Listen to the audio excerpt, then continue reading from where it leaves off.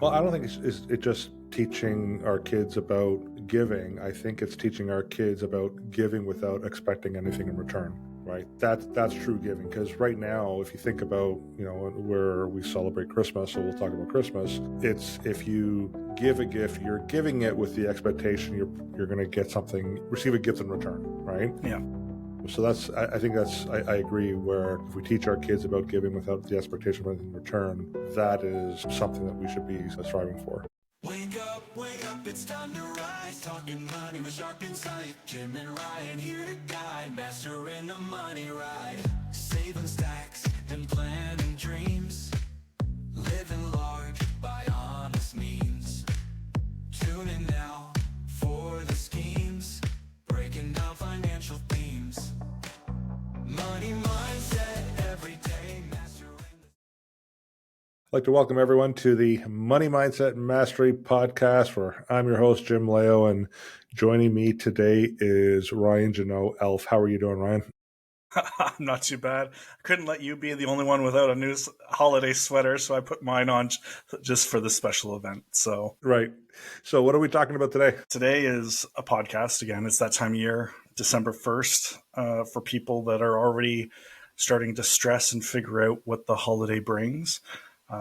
So how Canadians can shop smarter this holiday season. And it's just our refresher for a lot of people. Some stuff new, some stuff is repetitive, because that's the best way to create a habit, is repeating things over and over again. Practice makes perfect. So today's podcast is based on a blog that I wrote and refreshed from last year, and some feedback and some interesting statistics that have come out since last year's that I wanted to be able to reflect on. And I don't know where they sit on my side, but I want people to feel more like this in Elf than the surprise at the end of the year as Kevin McAllister did in Home Alone when his family was gone. So Yeah, that'll be January when they open up the credit card statements. So that's right. And we don't want to feel like that. No, yes, absolutely we don't not. want to feel like a Grinch through this holiday season. So, yeah. Well, there is a bit of a paradox, right, during the holiday season, because there's obviously the holiday joy, and I would say that I'm experiencing more of that this year, mainly because we recently moved our office down to the Eaton Center. And of course, we've got the big, huge Christmas tree and all the music going and the decorations. So it's hard not to get into the spirit. But also, there's a lot of financial stress that's happening right now.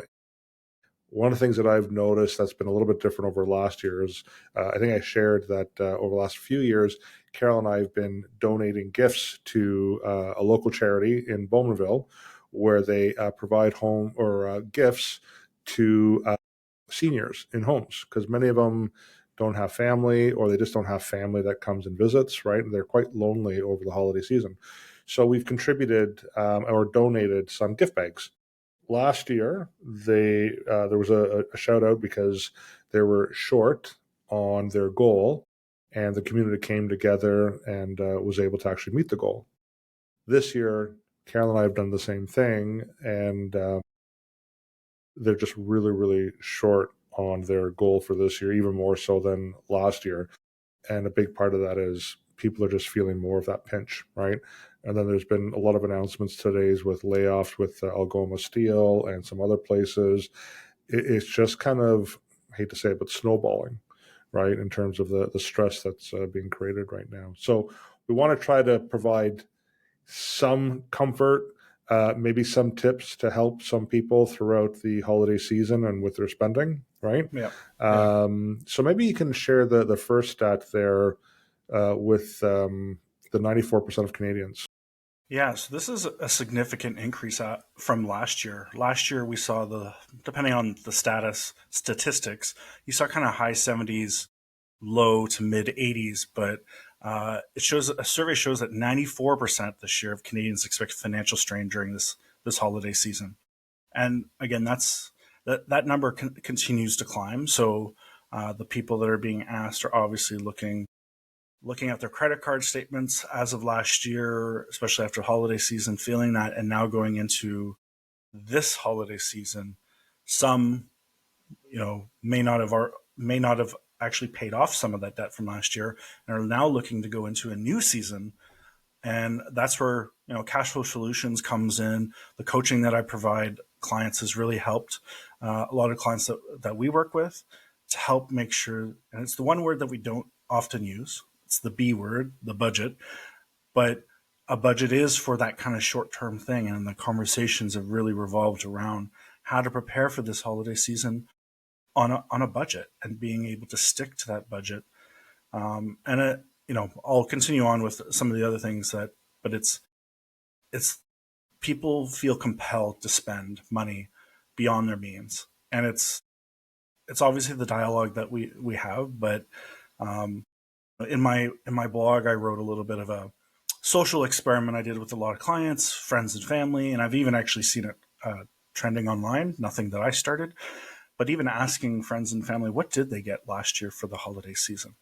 And my own social experiment revealed most people could not remember what they received last year. So I guess my social experiment challenge to everybody out there listening is to ask friends and family that you gave last year, or kids especially, what was it that they got for the holiday season? And what, as I said, a lot of people discovered is a lot of people did not remember what they got last year, which means likely that it wasn't a meaningful enough gift for that person to receive. Now, I asked my son the same, and he actually was able to name the 2 or 3 things that I got last year, which meant that I chose right, that his request from Santa was right, and they were meaningful, thoughtful gifts that either created an experience for people instead of just simply gifting for gifting reasons. So, See, I have a different theory. Yeah, what's that?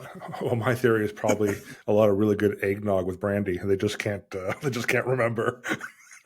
So maybe it was a really good Christmas. Yes. And the funny thing was, I was thinking about eggnog instead. I chose water for this one. Right. And then when you were referring to the B word, I thought, oh, he's going to say Bahumbug, but it wasn't that. It was it was budget. Yeah. Yes, the B word is go to the Bahamas. So there you go. Yeah. Well, let's talk about the psychology of holiday spending, because there are some emotional triggers, right? Nostalgia being one of them. Connection. Some people just feel that that's the way that they're connected, is by providing or spending on a gift, right? And there's also that urge to give. There's the urge to give. I also think, though, there's probably just an expectation, right? So I think that's a big one, and potentially guilt as well, right? And I think it's the expectation, the guilt, that really adds a lot of the stress to a lot of people. Yeah, and again, a lot of the conversations that we have is really about setting the expectations ahead of time with friends and families, coworkers, whatever it may be. Because that nostalgia of ourselves waking up Christmas Day, it creates happiness, the desire to connect with people, but really, when thinking through the process of really finding the perfect gift for somebody, which can be stressful enough for some, to remove yourself from the buying tradition instead, and really set out some goals, and set some examples of what games perhaps. I think you mentioned last year, or maybe it was me, talking about the types of games families can make. I've been in family gatherings, and everybody buys a gift for every grandchild or cousin or whatever. But how do we simplify that this year? And I think you used an example of, only kids under the age of certain age get gifts. And then there was everybody set a budget as to, hey, nothing over, say, $20 or something like that. Yeah, so there's a secret Santa that we do for anyone over the age of 18. Yeah, exactly. Yeah. So, and then you mentioned, impulse buying, that urge to just kind of buy stuff to buy stuff. And I know I've fallen into it too, of saying, oh, that looks like a great item, but really keeping in mind, what are my bills going to be? What are the heating bills going to be come the holiday season? And how all of these coincide, and making sure that I'm staying kind of on track for myself, but just finding the right time to resist the urge to just buy immediately.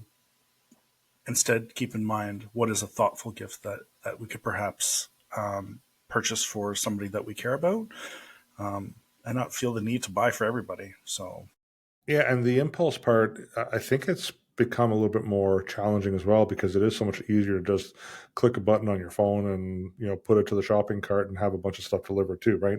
I mean, I'm guilty of that. There are times where, once upon a time, Christmas shopping for me was Christmas Eve. I'd go to the mall and try to find the gifts for the people that I needed to give a gift to. And now it's easy to sit on the couch. When the Leafs are losing, they're down 3 goals, and normally it's like, okay, like my attention span fades away, and I'm on my phone and I'm buying a bunch of stuff, right? mhm. So it's a little too easy for us to overdo it because of the technology that we have available now, right? Yeah, yeah. Yeah, And again, those formations happen at a young age. Nostalgia that kicks in, and really, how do we shape our behavior going forward?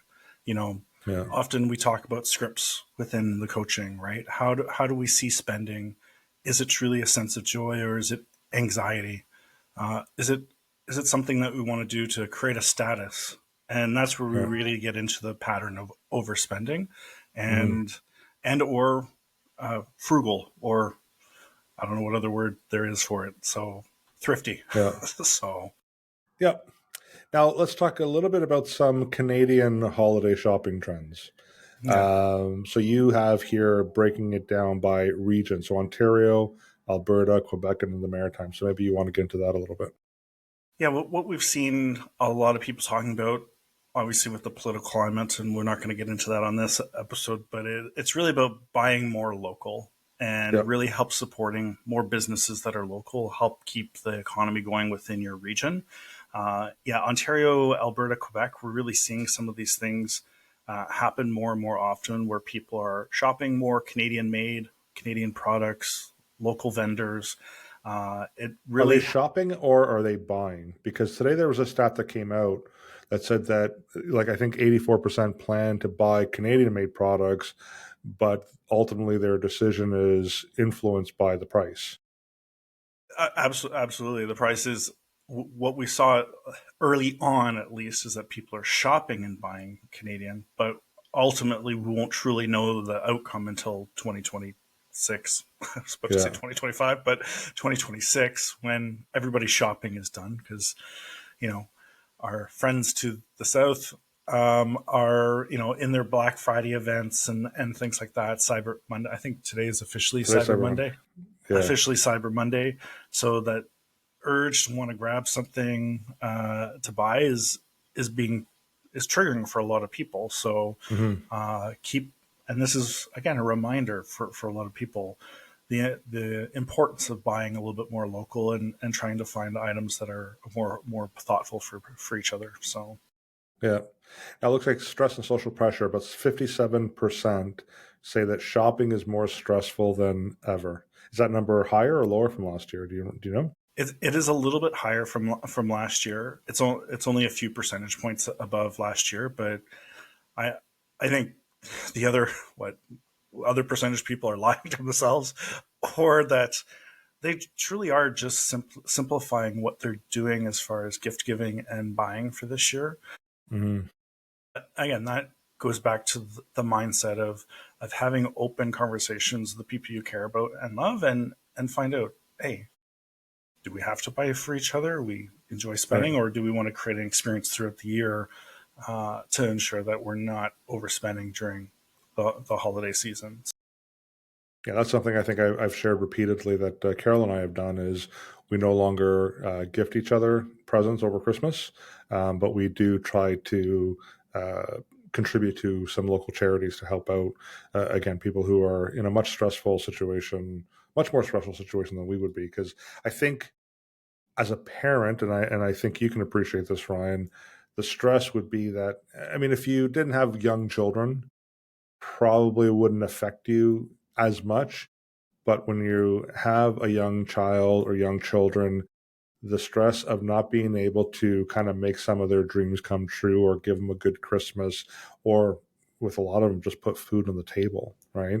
There's a lot of guilt for a parent who's experiencing that. So that's one of the things that we're trying to do, is just to again contribute some funds to young families who just don't have the resources to be able to get even a small little gift, right, for their kid. Because the holidays it's for family, but it's really for the kids, right, and their happiness. Yeah, and the holiday season, again, it really is about giving. And if that's something you can teach your kids at a small age, no matter what it is, or how much it is, because it's obviously the thought that counts, of showing them the ability to give to somebody in need, or just give because you Mm. can start some beautiful traditions for a lot of people.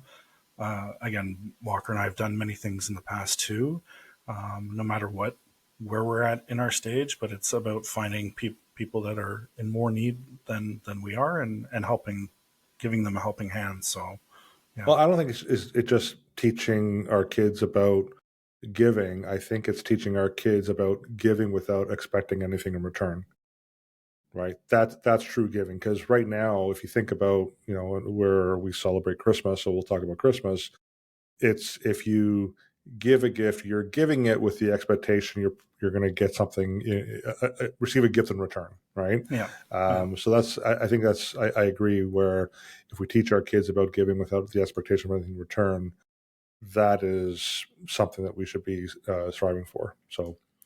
And of course, what makes it more difficult for us, I mean, you and I growing up, we would look at the Hot Wheels commercials and, slot car Toys R Us. racetracks. Yeah, exactly. Oh, yeah, Toys R Us, right? Where now it's on social media. So there's the influence of social media, and our kids are scrolling on social media as well. So that's a bit of a challenge too, right? Yeah, that is a big one. We no longer flip through our consumer distributing or Canadian Tire Yeah, booklets or Toys R Us, but yeah, instead, we're being bombarded with lots of commercials on social media of there's some kids that do a lot of social media videos to really press the issue of different toys, and you should get this now type of thing. So we're being pressured at no matter what age we are, which is really creating the feeling of needing to buy or purchase, or in our kids get that I kind of expect certain things during the holiday season. So hmm again, it goes back to that conversation that you're having with your family through the expectations of what it is for each year, and how you can create better experiences for each other. So right. Okay. Now, the debt trap. We want to talk about the debt trap right now, and you've indicated here that 56% of Canadians rely on credit cards for holiday purchases. Is it 56% rely on holiday purchases and are carrying a balance, or just purchasing in general, where a this, percentage will cover their balance at the end of the month yeah, and a percentage won't? yeah, this is just simply talking about the people that have to use their credit cards. And Okay. again, being able to dig a little bit deeper and find that information, I found like three or four different sources, like how many people are carrying the same amount of balance.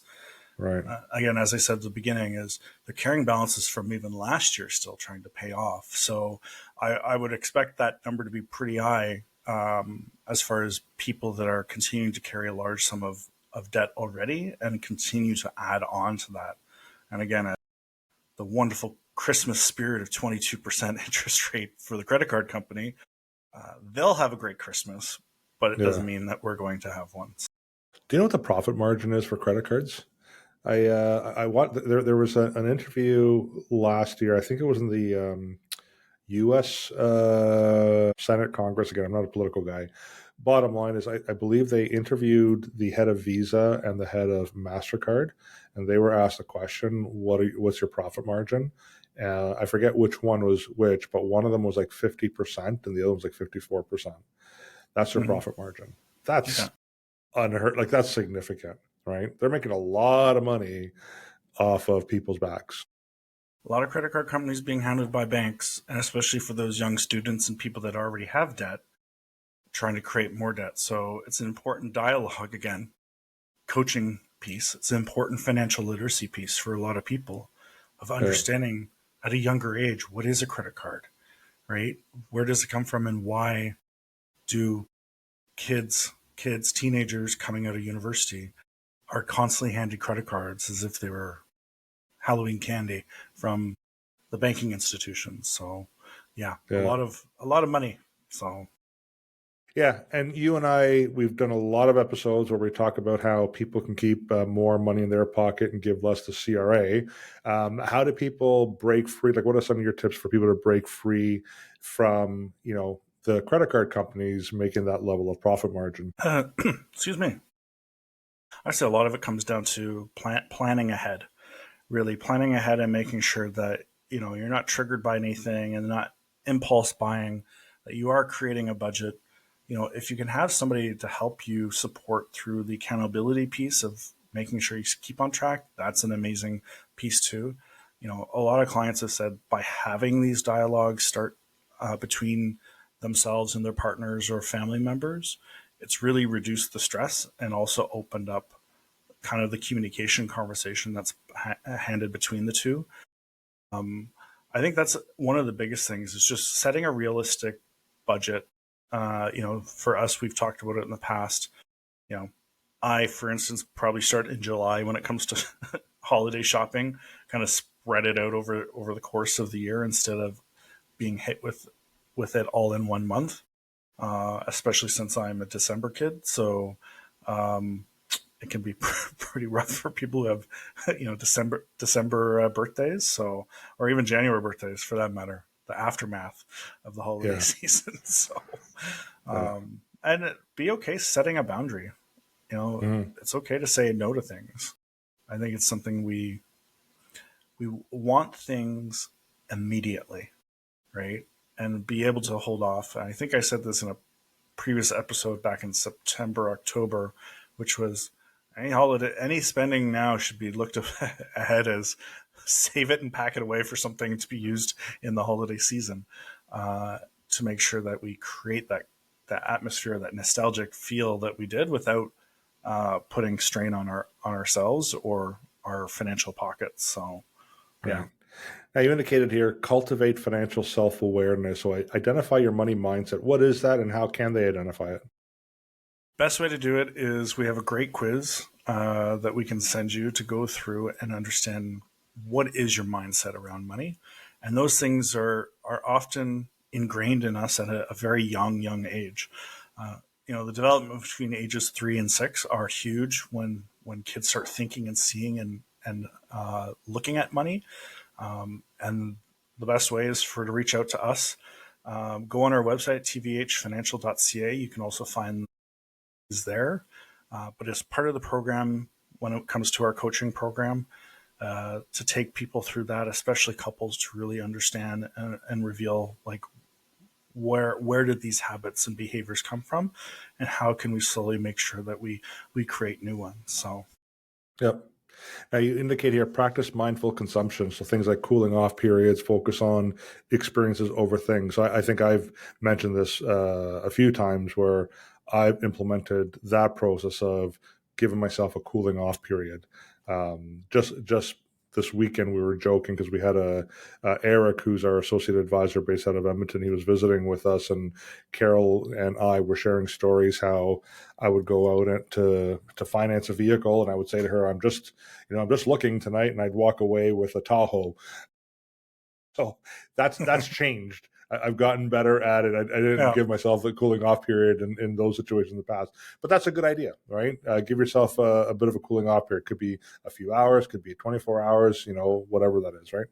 yeah, absolutely. And again, this is taken right from last year's episode, the conversation that we had to about kind of sitting on it for 48 hours, perhaps a week.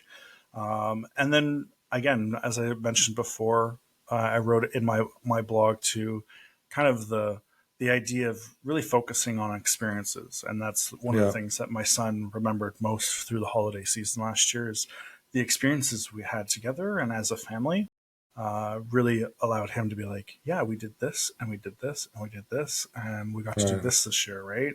Instead of what did we get last year? I don't know. And that's often the response. So I'm, again, challenging people to do that with their family early on before they go out and buy a bunch of gifts. So, Right. Now, So it what you're doesn't saying is stop people from buying gifts for us, but still. right. So what you're saying is the people who had the eggnog with the brandy, the experience that they had was the hangover. That's right.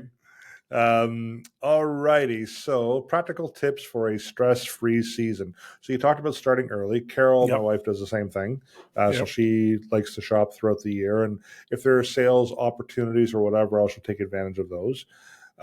Choose value over volume. So fewer but better gifts.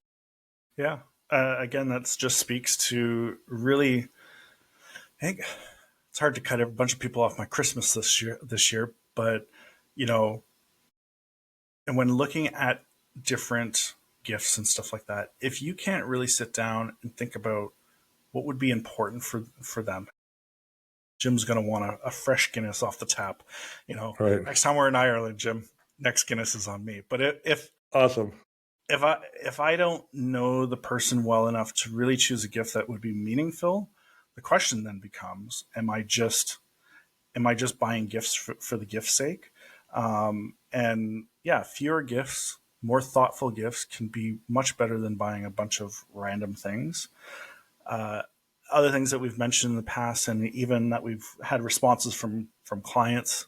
This is where we got from last year too, which was using your loyalty programs, your points, secondhand, do-it-yourself gifts, um, scrounging for all those gift cards you got throughout the year. I'm sure there's people out there that get lots of gift cards and sit their wallet all year and never know when to spend them. Well, this is the time of year to scrounge them all out and make sure that gift giving this year is on the gift card and not your dollars. So Yeah. yeah, I know Carol, she's used her PC points every year. She collects them and then uses them for the holiday season, which is very helpful. I would say the secondhand gifts or even the DIY gifts. When I was younger, I probably would have thought that the person who gave me an experience or a gift that was made for me was probably cheap. Right? As I'm older now and more mature, I actually appreciate those so much more because there was some thought put behind it, a lot of effort, right? And they just mean so much more, and it's unique, right? yeah. So something to Let's consider as well. It's good to know that you're wearing the sweater I knitted you from last year, Jim. So Yeah, thank you very much. from Costco. Yeah. But You said he. Oh, go ahead. no, I was just the only last thing is really engage in your family and really have these kind of conversations, discussion, because people are at different levels. They don't realize that and take into consideration everybody and where they're at. A lot of people have lost their jobs this past Mm, year, and I know lots of people are already talking about job loss in the new year, and it's really important to have these discussions about what it means and what is most important. So yeah. Now, the power of financial literacy and coaching. I mean, we try to do a lot of this with individuals, but you've indicated here that education alone isn't enough. There's planning and accountability. So maybe talk to us about that a little bit more. yeah, from a young age, financial literacy isn't necessarily taught in our schools, or at least the way. So, really having that planning conversations. We've had podcasts talking about SMART goals and things like that, Mm, but the accountability piece really matters, and that again, that's why we're seeing more and more people sign up for our coaching sessions, uh, wanting to create new behaviors, new habits, and I think this will be probably the biggest thing that we see through 2026 is people really finally reaching out for help and mhm. just having somebody to help support them, to teach them, and to help hold them accountable. Again, we've used this analogy in the past. The greatest athletes. I was going to say the greatest politicians, but the greatest athletes. Let's go No back to such thing exists. that. Let's go back to the athletes. All the best leaders, they all have a team around them that can help support them and hold them accountable. And if you don't have that in your kind of world or in your life, it's time to really reach out to us and Cash Flow Solutions to make sure we can help support you through it. So And what's the process? Like, let's talk a little bit about the behavioral cash flow program that you are the coach and offer currently. Yeah. So we want to walk people through where their current cash flow is, right? So again, people are talked about budgets endlessly throughout school, budget this, budget that. But it's really truly understanding what is the money coming in versus the money Mm-hmm. going out. That is as simple a term as cash flow is. So first, we offer a cash flow plan and really digging deep into where people's spendings are happening. Second, we have a collective meeting to find out if this is the right fit. And I think that's an important conversation to have because accountability is important as we go through the stage. And then we offer modules, like learning modules, to help increase people's financial literacy. It's educational. They're not long, but it creates some great dialogue and conversation that people either have never had or potentially have had back in school, Mm-hmm. possibly taking a course that they were still waking up from because they were out the night before. So it's kind of a little bit blurry, but we go through kind of some modules and understanding, and then we do monthly coaching conversations. So every month we sit down and have a conversation. We talk about progress, we talk about goal setting, we talk about uh, essentially couples therapy in some cases, and how opening that communication up about cash flow and about understanding money can really relieve the stresses. Again, one of the number one reasons why couples break up is the conversation around money. So we want to break that cycle and make sure that this is an important thing to talk about. You know what kind of relationship you're getting into. Again, we've joked in the past too that even some dating sites nowadays ask, what is your credit rating? So it's important to have that. So whether you're an individual or a couple, it's always great to start somewhere to have someone like ourselves in your corner. So Yeah, I mean, I've always said that probably should be part of a premarital class, right? Is the behavioral cash flow piece, even as simple as going through the money mindset quiz, right, to determine what each person's mindset is, to have a true understanding of how they view money. So it's something that I do encourage people to look and at. it's a Christmas gift from us. It's free on our Yes, website to do yeah. the quiz together. So find out what each are, and then give us each of you are, and then give us a call and let's set up a meeting to talk about how we can work through that with you. Yeah, so basically, if you're looking for some help, you want to find out some more information about the behavioral cash flow program.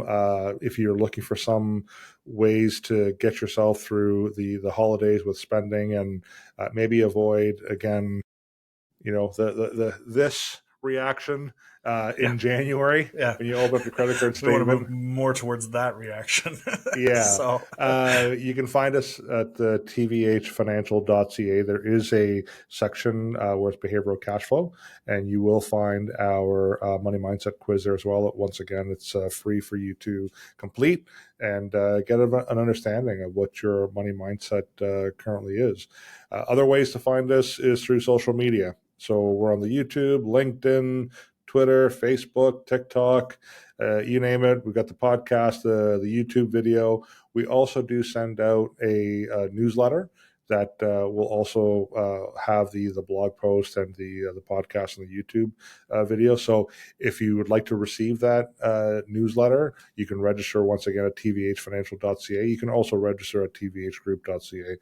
Finally, you can call us 647-727-4668 and email us financial@tvhgroup.ca. So, Ryan, any final comments you'd like to make before we shut down our second last episode of 2025? yeah, if you want a good gift for giving, the one that keeps on giving is the giving of growth and education. The financial course that we offer through the cash flow is a great one for family members to offer others that perhaps are starting a new relationship, perhaps getting married, perhaps you're unsure for your kids in the future that are going to potentially inherit some money. We have seen that in the past where family members have actually purchased our coaching process, and we're seeing a lot of success with that. So Absolutely. That's a great point. Well, Ryan, another great episode. Looking forward to our last one in the next couple of weeks. Still don't know what we're going to be talking about, but I'm sure it'll be fantastic. And once again, if anyone has any questions, please reach out to us, comment on any of the comment sections of our social media accounts. And until next time, have a wonderful evening. Take care, everyone. Take care.